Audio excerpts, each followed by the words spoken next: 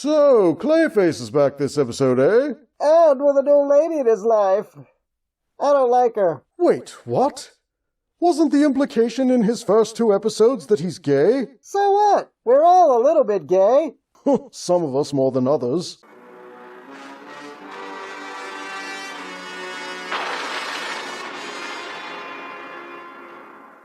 Welcome back to another episode of Batman the Animated Recap.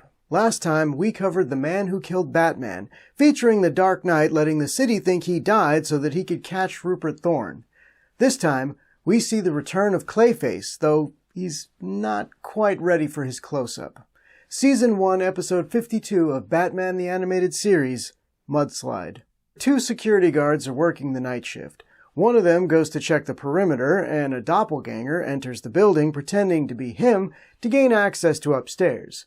Shortly after, the other guard realizes that something screwy is going on and investigates to find... Should be downstairs guarding the door. What happened to your accent? And aren't you supposed to be in Hawaii? Batman is about to head home for the night when he gets notified of the building's silent alarm, resulting in some classic Alfred sass. Please don't take this the wrong way, sir, but your goose is cooked. Batman arrives on the scene, but Clayface pretends to be the younger guard.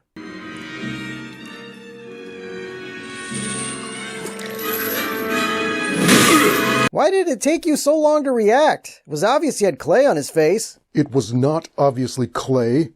It could have been...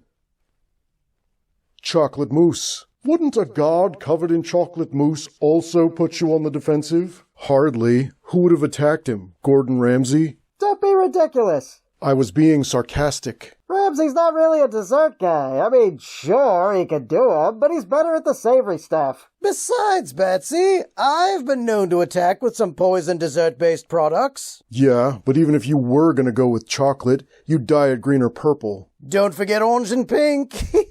Clayface goes on the offensive, but it's obvious something's wrong with him. His movement is labored, and his clay doesn't seem to be holding its shape. He should watch the pottery wheel scene from Ghost. It always gets me hard. The did you just say? What can I say? I'm a sucker for a good vase being sculpted. Debbie and Patrick were putting out a quality hand job in that scene. Does he hear himself when he talks? I doubt it. Clayface does get the upper hand on Batman, but stops short of killing him at the stroke of midnight, running off as though his carriage is about to turn into a pumpkin or something. Batman catches up with him on the street, but Clayface is saved at the last second. Matthew, get in! At a cliffside lab, we see our mysterious getaway driver helping Clayface into a chamber and performing some science, resulting in...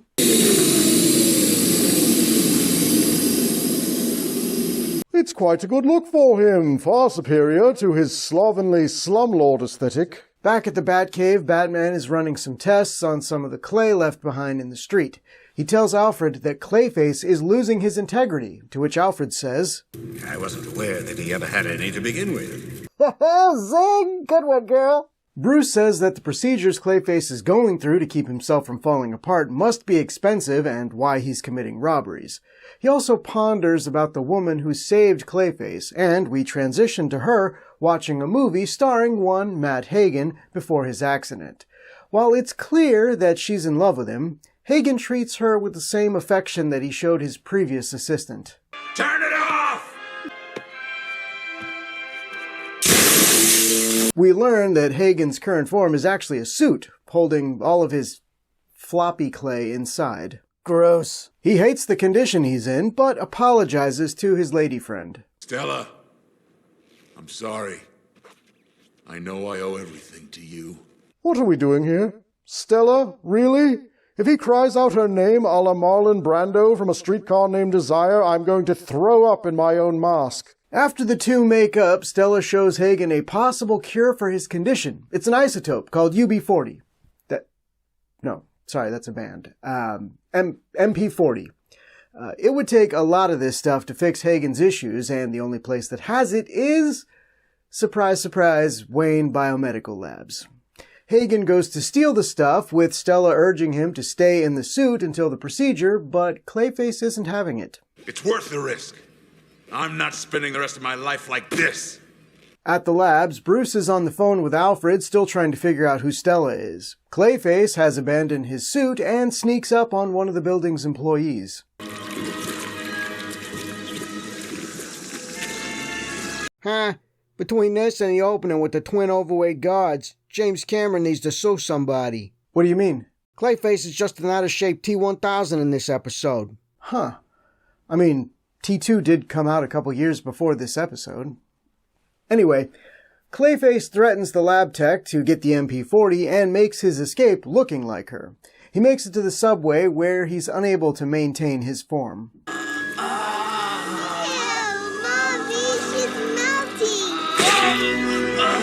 Well, that child now has a new lifelong fear. No one ever thinks of the children. You hate children. I know, that's what I mean. Not enough villains think to mess with the children. They deserve every bit of the trauma the adults get. Batman catches up with Clayface on the train and the two fight. Clayface thinks he has the advantage, but Batman breaks out a freeze spray that results in...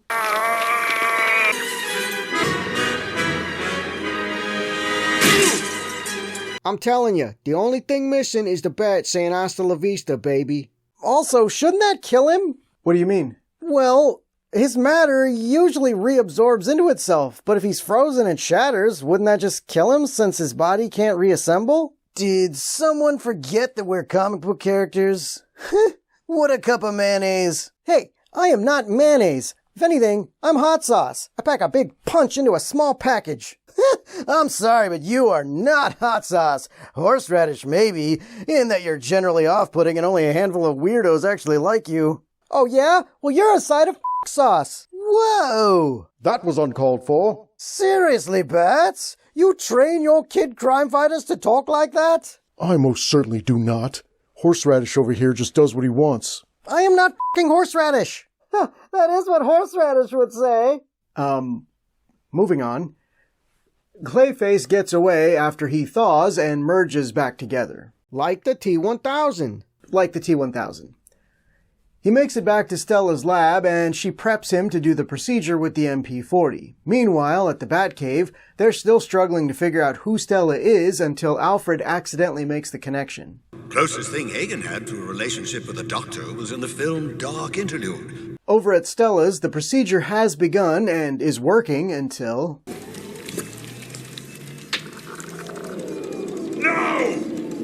If you knew Hagen was dying, why would you interrupt the procedure? To stop her from making him more powerful. You didn't know that would happen. Only she knew that, and even then it was a guess. She was doing science at a cliffside lab on a stormy night, which everyone knows is mad science, and that is all the cause I needed. That's fair.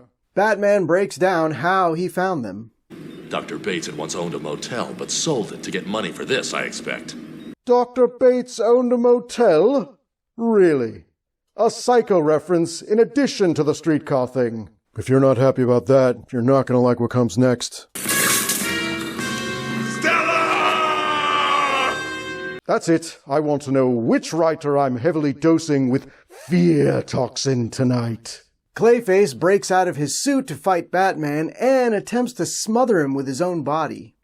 Time for your final bow, Batman! What? Clayface knows what it feels like to have Batman inside him? Lucky dog.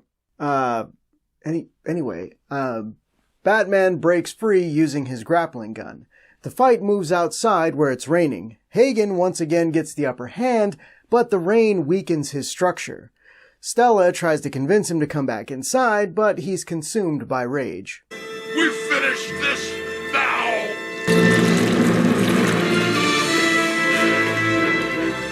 Batman grapples the side of the cliff and Hagen grabs onto him. Stella pleads for Batman to save him, but it doesn't quite work out. Hagen!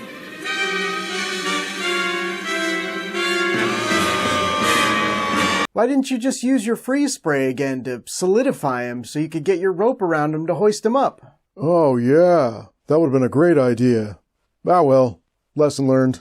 But Hagen died. Did he, though? I mean, the guy's a talented actor. He dissolved into the ocean. Yeah, I get it. It's an Academy-worthy performance. Anyway, with Hagen presumed dead, the episode ends with Batman heading back up the cliff to console a crying Stella.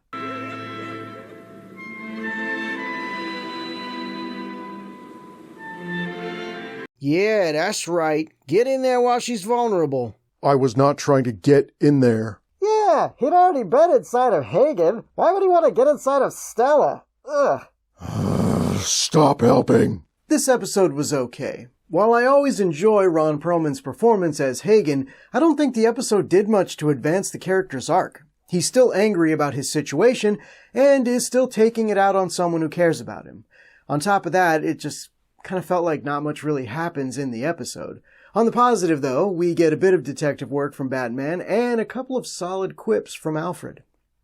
What did you think, Joker? As someone who is also abusive to his adoring female fan club, I appreciate Hagen stringing Stella along to serve his own needs, but he also loses points for the number of times he could have killed Batsy and didn't. 3 out of 5 times, Alfred gets stood up by Bruce for dinner. Thank you to the following supporters on Patreon: Jay Booth, Sean Hart, Jimmy Purcell, Rick Maxwell, Tony Ebers, Jessica Tim, EC, J.R. Green, Emilio Flores, AJN, and Andy Exiled. If you'd like early access to videos and bonus behind-the-scenes content, you can become a patron at patreon.com/jackofallnerds. Doing so will let you know what it feels like to be inside me. Damn it! Who wrote this script? Joker! Join us next time when we'll be covering Paging the Crime Doctor. Oh, another Thorn episode, eh? Let's hope the Doctor lets him die. Or just diet. He could desperately use one. Till next time, kiddies!